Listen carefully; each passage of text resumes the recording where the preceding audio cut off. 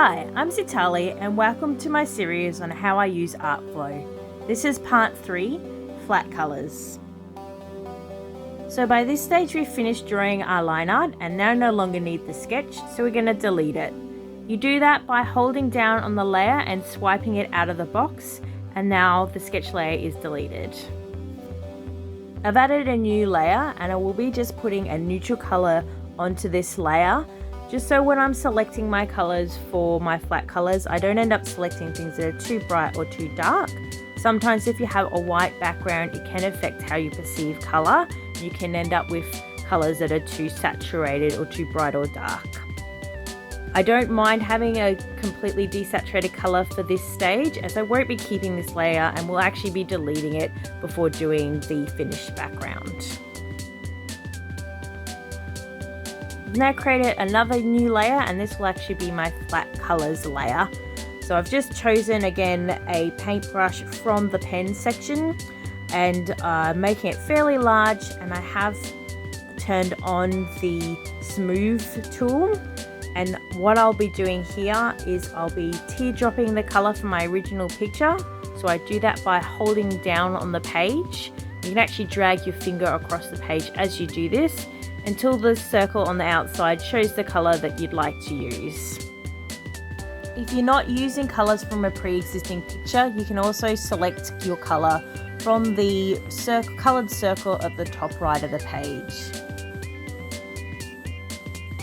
Before I add in the colours for the line art, I'm just going to change my line layer to multiply so that I can see how close to the edge of the line art I am whilst adding in the flat colours. I will be creating a new layer for every new colour I use so that they can be easily adjusted before I settle on the final colours for the flat colouring.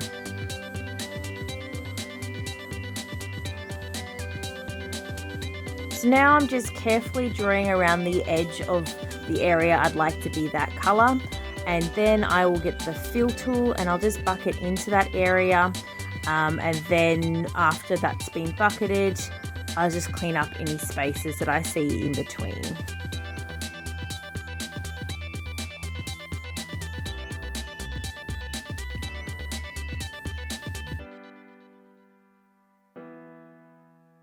For those of you who are interested, this picture is a drawing of one of my original characters from my own story that's purely in my head, but he's a little incubus character from a story of mine that has like vampires and mermaids and stuff in it. I'm not sure if I'll ever make anything out of the story, but I do quite enjoy drawing the different characters. So this is E or Ethan, and he's my little incubus boy. I think he's pretty cute and I love drawing him. So I've now added another layer above the skin color layer, which will only affect the skin color layer. So now adding different colors to my flat colors. So we'll be adding blush onto the skin color layer, which I do add different tones and stuff as part of the flats. So essentially what I call flat colors. They're any colors that are not affecting, not being created by shadow or light or anything that causes, 3D elements. So any different variations in skin tone or hair tone, or if there's any patterns on the jumper or clothing, then that'll all be considered in the way I do my art as part of the flat colors. So I forgot to put his little tattoo neck mark in here, so I'm just adding that on as well. So yeah, if you don't have access to the extra feature that allows you to only affect the layer below, for this stage you may want to either just lock your layer and then paint directly onto that layer, or if you're worried about ruining a flat color layer, you could duplicate the layer and then just do your extra colors onto the duplicated layer, and again lock the layer and add your blush or whatever other colors you want to use.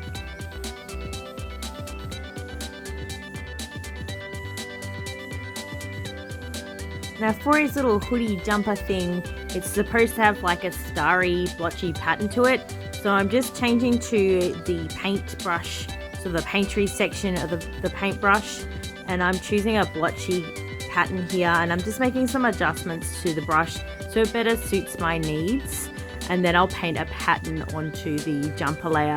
Again, I'll just be doing a layer above it and telling it to only affect the layer below, so that it is separate if I want to make any adjustments. If you do your layers in this way, it does mean that you end up with quite a lot of layers. So I actually have 2 layers for every one color that I've got on my canvas at the moment. My layer count has skyrocketed, but once I am happy with my colors, I will actually merge them all into one layer together. You don't actually have to do things this way. You could just do all of your colors on the one layer to begin with if you don't want a high layer count. But the reason I keep mine separate is just in case I'm not happy with a particular color. It makes it really easy for me to just change, say, the color of the jumper or the color of the pants without having to repaint those areas.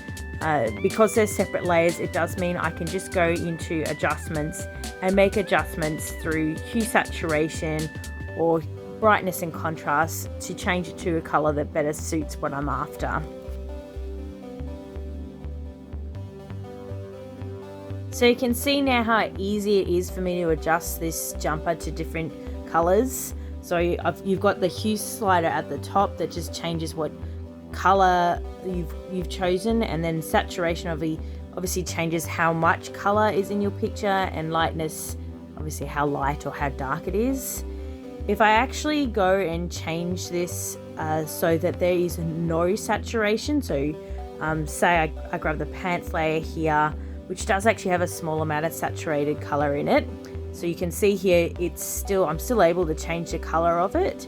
If I actually turn the saturation on the pants completely down, so there's actually no color in it, it's just gray, then if I want to make adjustments to this, I actually can't change the hue at all, and I can't change the saturation level anymore either. The only thing I can change is how light or dark that grey colour is, which is basically just changing it between black and white and the greys in between.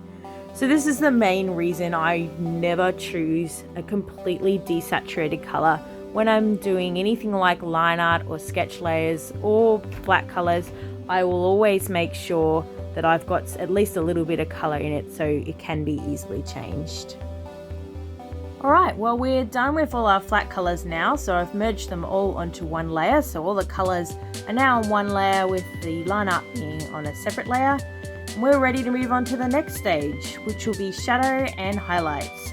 So thanks for watching, and I'll see you in the next video. Bye!